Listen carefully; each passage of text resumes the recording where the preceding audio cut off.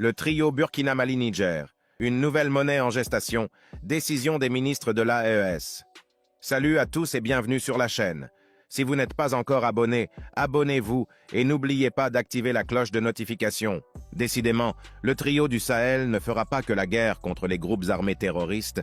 Les trois États entendent se mutualiser sur d'autres fronts, comme la création d'une compagnie aérienne commune et d'une banque de leur communauté. Cette décision émane de la rencontre interministérielle des gouvernements du Burkina Faso, du Mali et du Niger. Les trois présidents putschistes ont un regard braqué sur la vie leur nation au-delà de leur régime de transition. C'est pour faire face aux différents chocs sur le plan du financement et l'intégration économique que les ministres des Finances de ces États ont prévu de mettre en place un fonds de stabilisation et la création d'une banque d'investissement de l'AES. Il y a un adage qui dit souvent que mieux vaut tard que jamais. Ce réveil est brutal. Ce réveil du continent, il est brutal. Et ça sonne dans les oreilles des ennemis de l'Afrique, des ennemis du continent africain, comme du métal fondu. Oui. Alors, chères dames, chers messieurs, chères demoiselles, comme vous voyez sur l'image là, c'est que nous avons assez dit, c'est que nous avons longtemps prédit. C'est ce qui est en train de se concrétiser maintenant. Et ça a des conséquences. Sur qui? Sur le colon.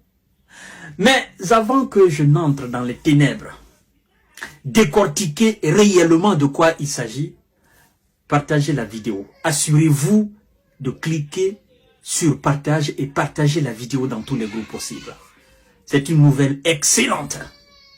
Alors, qu'est-ce qui se passe?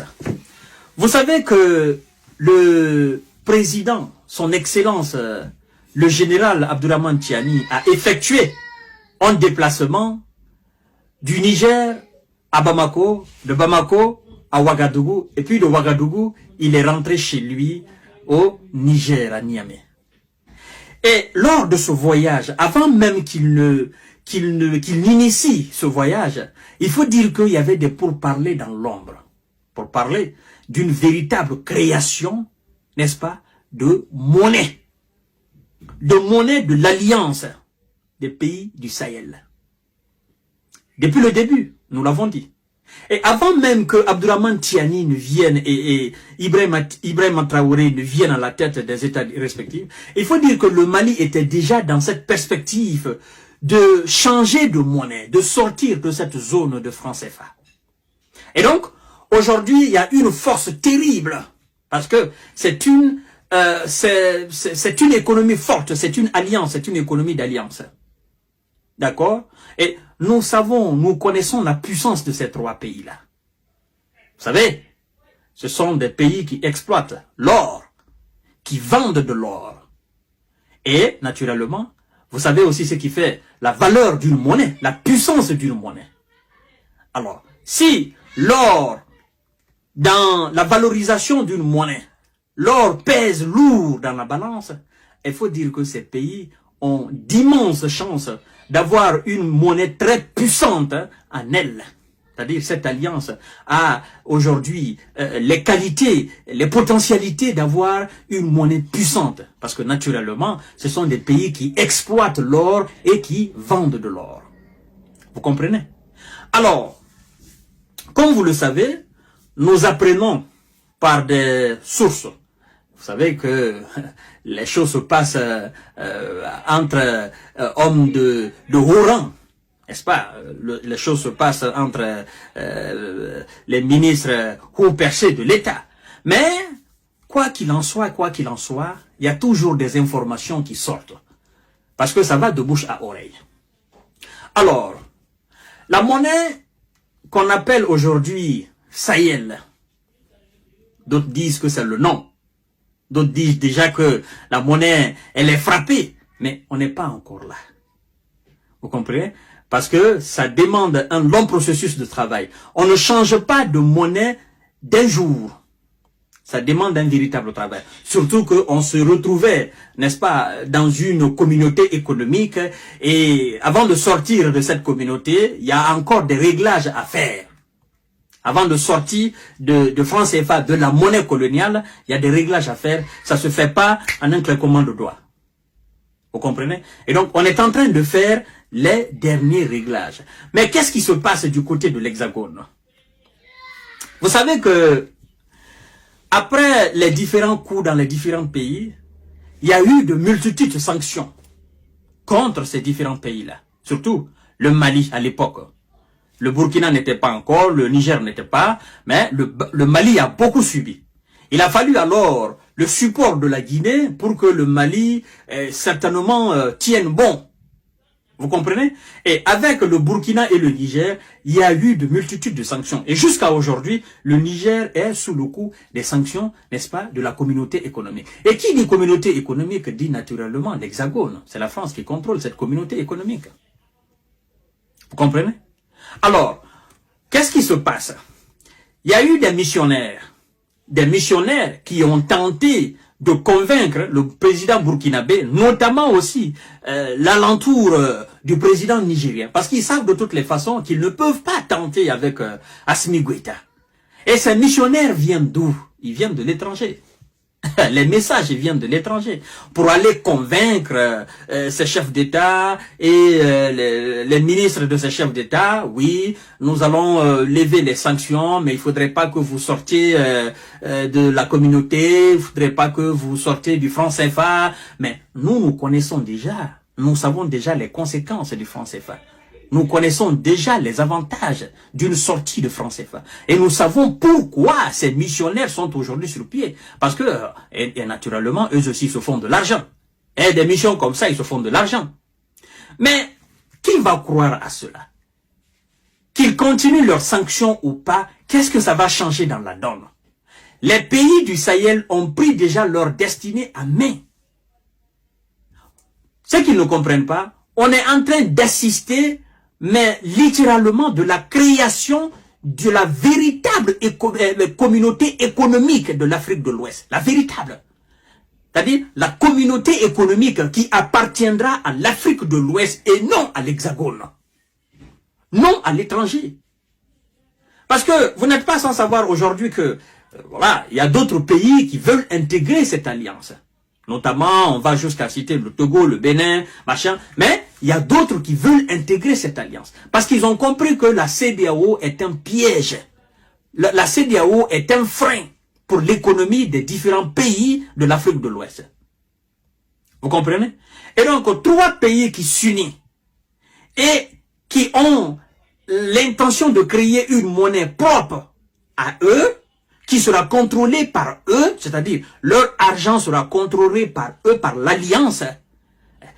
C'est un coup dur pour le colon qui se fait des centaines de milliards d'euros par an dans le dos du contribuable et sur le CFA.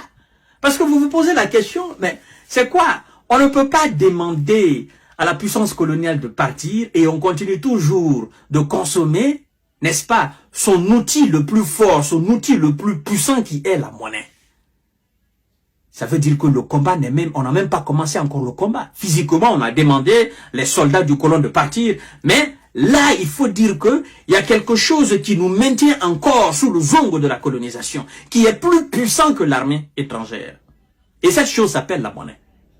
Et donc, il faudrait que nous prenions toutes les mesures et assumons les conséquences, n'est-ce pas, de se débarrasser une fois pour toutes de franc CFA. Vous comprenez? Alors, cette alliance, aujourd'hui, est ce qu'on appelle notre BRICS.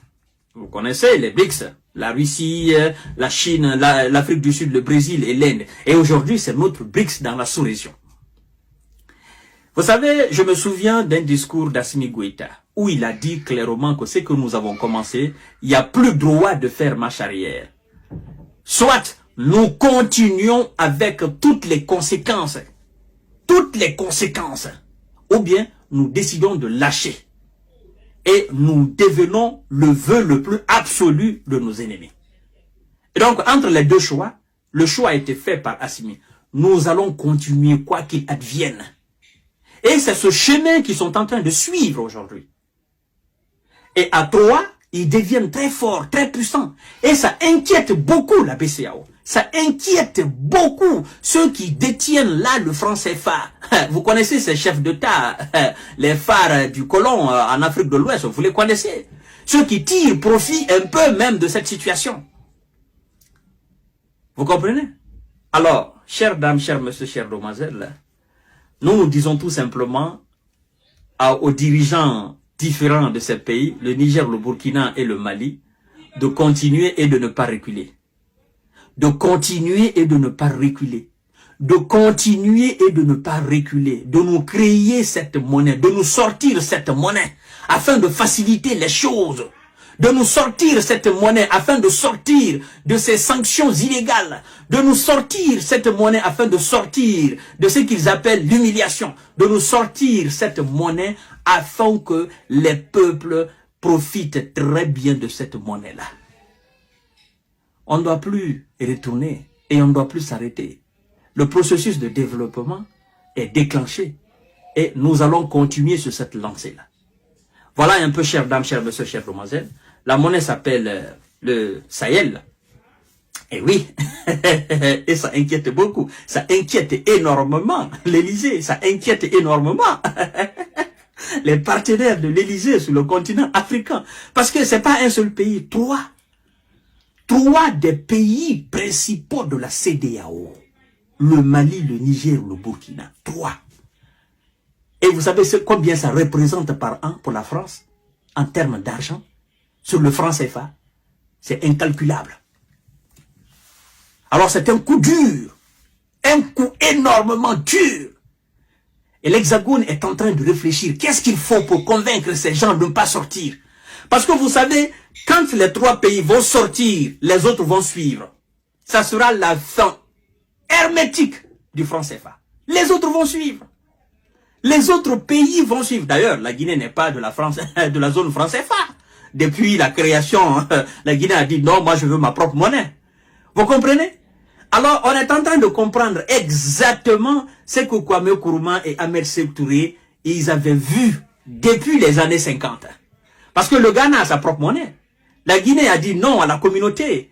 Et les autres pays sont en train aujourd'hui de suivre le même chemin du Ghana et de la Guinée. Dans ce processus-là, non, nous sortons parce que ça ne nous arrange pas.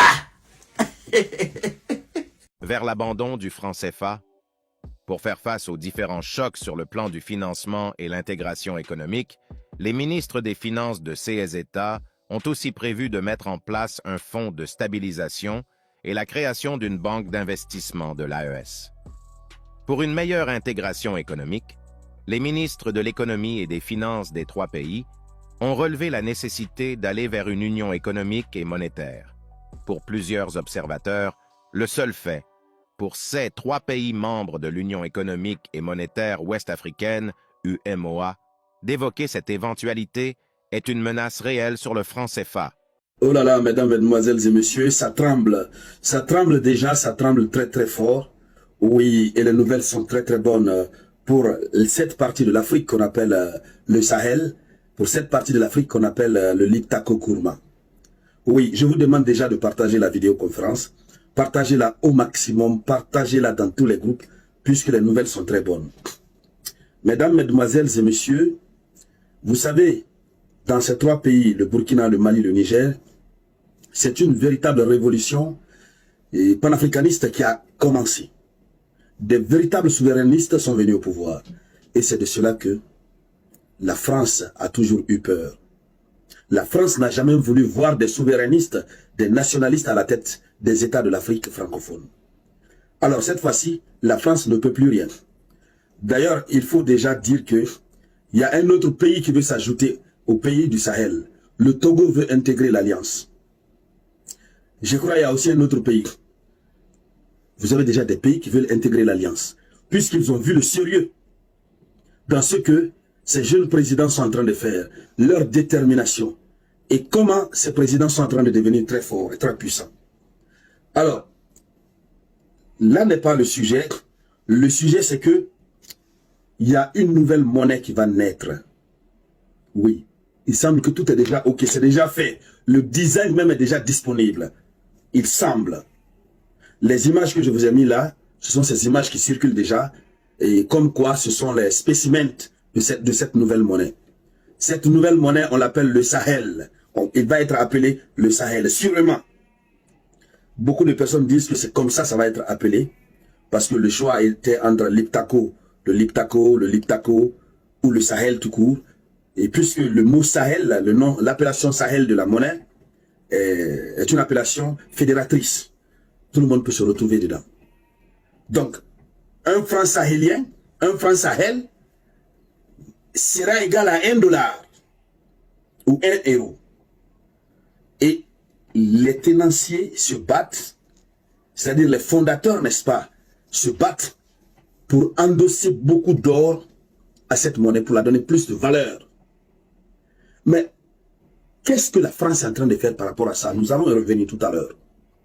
Je vous demande de partager la vidéo, partagez la bonne nouvelle, partout, chères dames, chers messieurs, partagez-la sans repos, sans relâche. Alors, ils vont donner une forte puissance à cette monnaie. Cette monnaie va rivaliser et concurrencer les devises vers lesquelles on court. Et c'est possible. Vous avez vu, le Burkina vient d'inaugurer tout récemment une usine de raffinerie de l'or. Le Burkina produit l'or, le Mali produit l'or, le Niger en produit.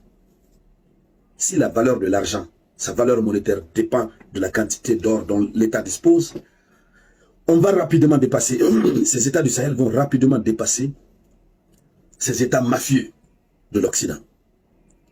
Donc, les nouvelles sont très bonnes, mesdames, mesdemoiselles et messieurs.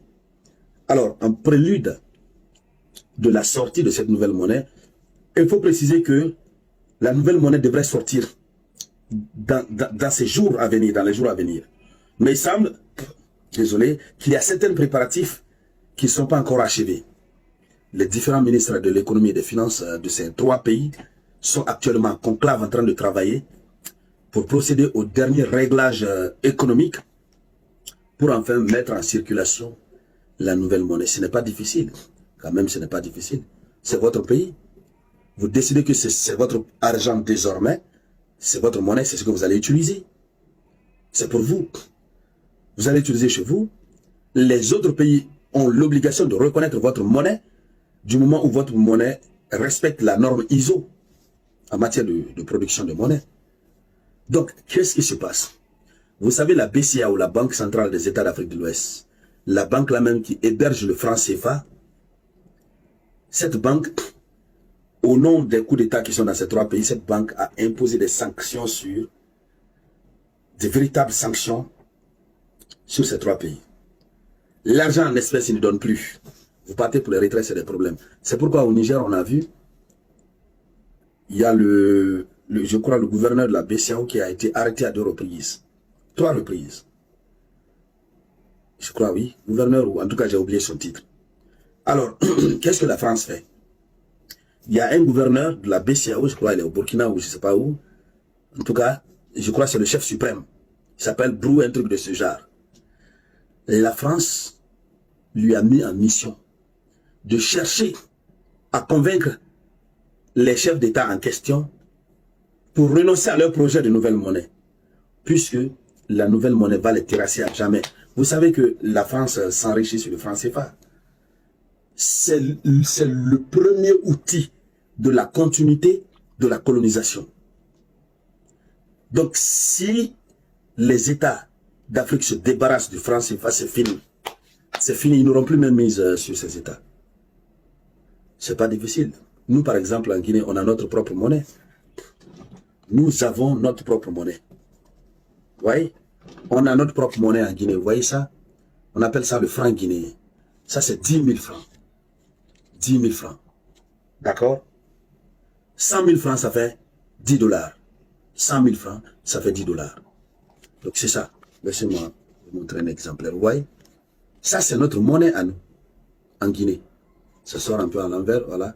Donc, c'est comme ça. Ça, c'est le franc guinéen. les pays du Liptako Gourma vont se doter du franc sahélien.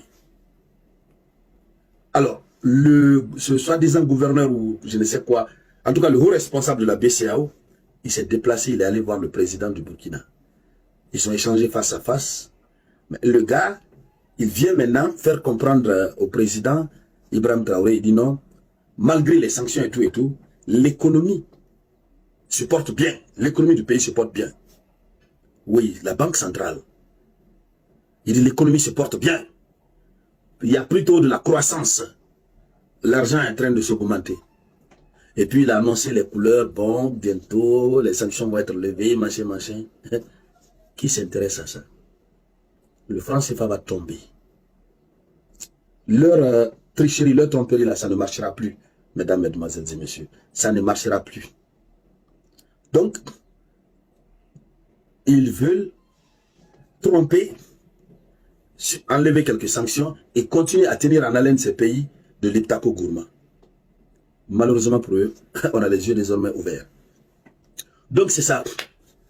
Pour le moment, le président l'a juste écouté, le président Ibé l'a juste écouté.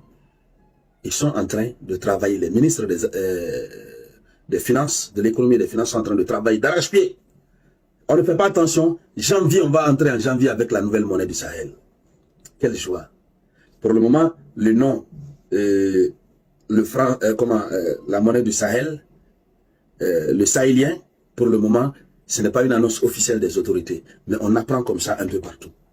Donc c'est de cela qu'il s'agit. Nous sommes à présent arrivés à la fin de cette vidéo, merci de l'avoir regardée. N'hésitez pas à laisser un pouce bleu et à vous abonner à la chaîne. On se dit à la prochaine pour une nouvelle vidéo. D'ici là, portez-vous bien. Ciao.